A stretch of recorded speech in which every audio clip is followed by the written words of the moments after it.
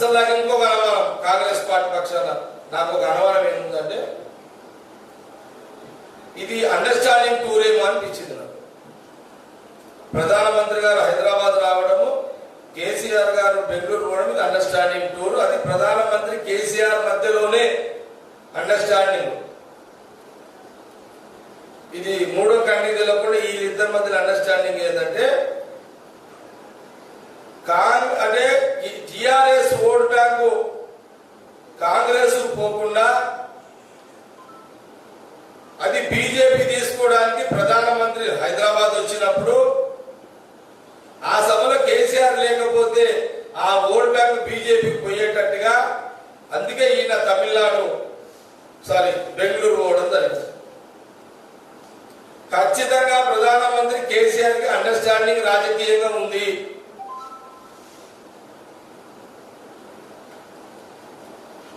ఇట్లా ఏం అనుమానం లేదు. ప్రజలు ఆలోచన చేయండి. మళ్ళీ ఎన్నికలు అయిపోయినాక ఆలోచన చేస్తే అయ్యేది కాదు. ఇప్పటి నుంచి ఆలోచన చేసుకున్న పొండి.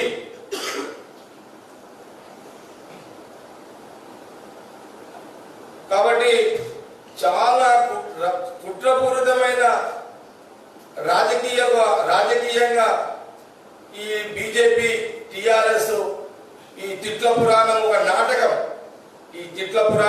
నాటకం. ఏం అనుమానం లేదు. అల్టిమేట్ ఈ రాష్ట్రంలో కాంగ్రెస్ రావద్దు, ఈ దేశంలో కాంగ్రెస్ రావద్దు అని ఈ ప్రాంతీయ పార్టీలంతా బ్యాక్గ్రౌండ్ గా బీజేపీ ప్రధానమంత్రి మోడీ, అమిత్ షా ఉండి ఇదంతా ఆట ఆడిపిస్తున్నారు.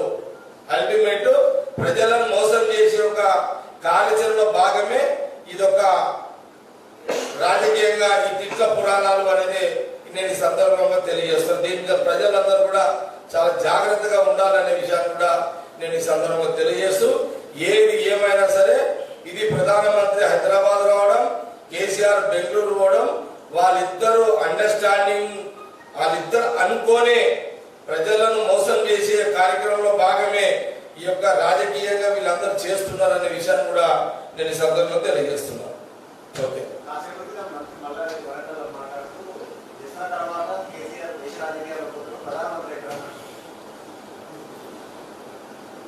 మల్లారెడ్డి గారికి రాజకీయాల గురించి తెలియదు, తెలియదు.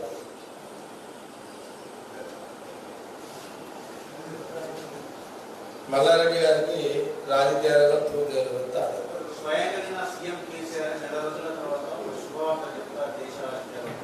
కేసీఆర్ గారు చాలా శుభవార్త చెప్పింది. ఒక్క శుభవార్త కూడా నెరవేరలేదు.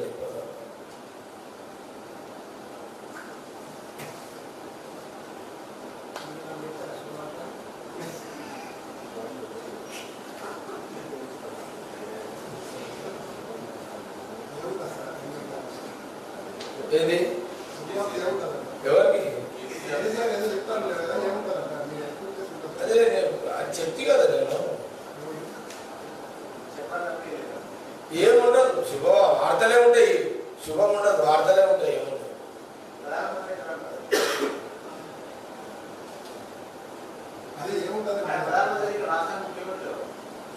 అది వేస్ట్ చర్చ. నాకు కూడా తెలివి ఉంది రాజకీయం ఉంది.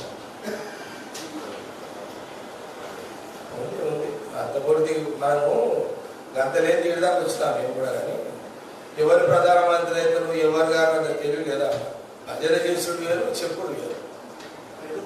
టీఆర్ఎస్ మంత్రులు అంటే తప్పదు, మంత్రి పోస్ట్ చూసిపోతుంది. అంటే భజన చేయాలి, తాళాలు కొట్టాలి. టీఆర్ఎస్ మంత్రులు భజన చేయాల్సిందే కదా. పద్ధతి కూడా ఏం చేస్తారు మంత్రులు, పాపం కదా, చెయ్యాలి. ఇప్పుడు వాళ్ళు చిట్టి రాసి పంపుతారు, మంత్రుల్లో చెప్పాలి. చెప్పకపోతే పోస్టులు వీకేస్తాడు.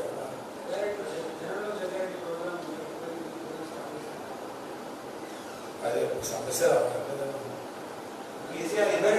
జనంలో జగ్గారెడ్డి త్వరలో వెళ్తాడు. కేసీఆర్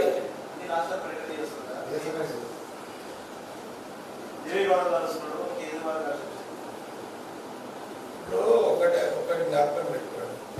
ఈ దేశ రాజకీయాలలో రెండు కీలక పాత్ర పోషిస్తారు. ఒకటి కాంగ్రెస్, ఒకటి బీజేపీ.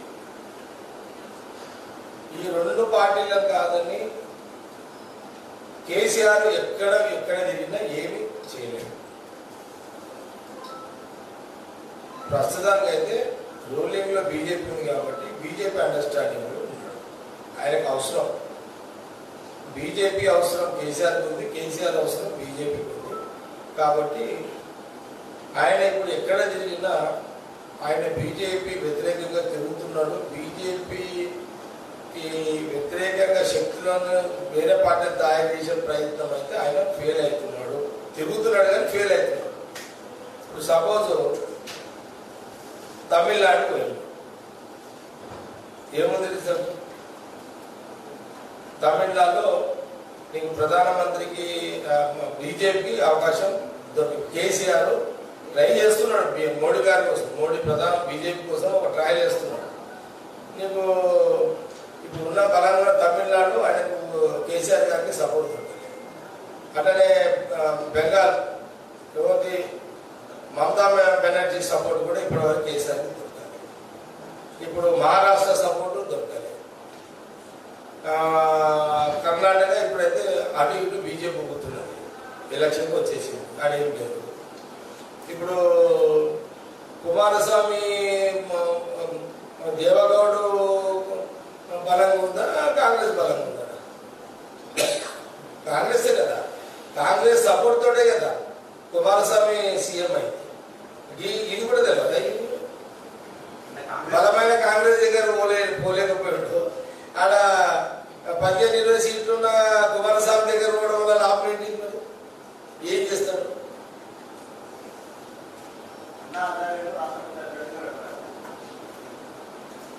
అన్నాదానికి కేజ్రీవాల్ చేయించాడు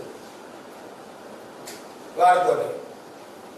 అన్నాసారే కదా మొదటి ఢిల్లీలో పాపం ఆయన పెద్ద మనిషి వచ్చి ఆయన పేరు అసలుతోనే కేజ్రీవాల్ ఇప్పటిదాకా కేజ్రీవాలే అన్నాజారిని దగ్గర మన వార్తల్లో విన్నా మేడం. కేజ్రీవాల్ ఎప్పుడైనా అన్నాజారి దగ్గర పోయిండు ఎప్పుడైనా ఈ మధ్యలో ఎప్పుడైనా?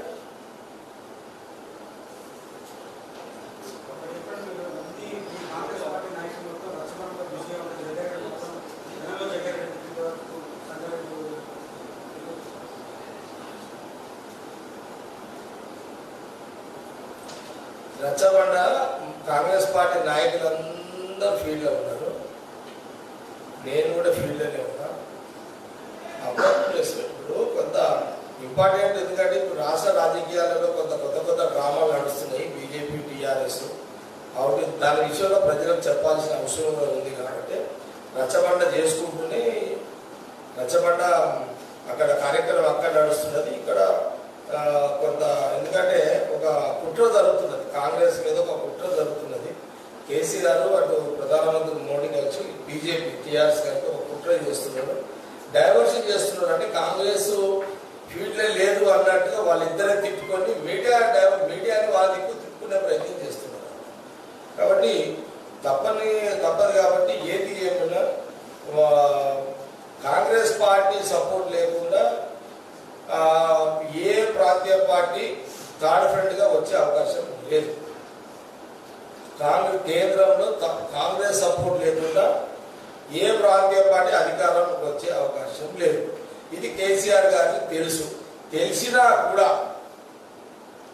ఎందుకు చేస్తున్నాడు, ఎందుకు తిరుగుతున్నాడు అని అంటే డైరెక్ట్గా బీజేపీ పార్టీకి సంబంధించిన నాయకులు కొన్ని ప్రాంతీయ పార్టీల దగ్గరికి పోలేరు కాబట్టి కేసీఆర్ గారిని తిప్పుతున్నారు అనేది కాంగ్రెస్ పార్టీ అనుకుంది.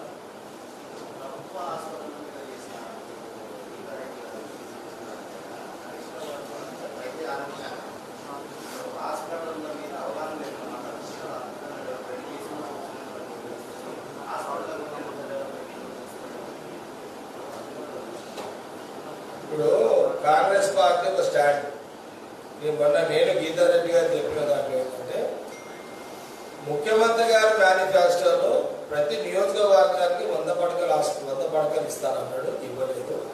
ప్రతి మండలానికి 30 పడకల ఆసుపత్రి ఏర్పాటు చేస్తానన్నాడు, మేనిఫెస్టోకి ఇవ్వలేదు.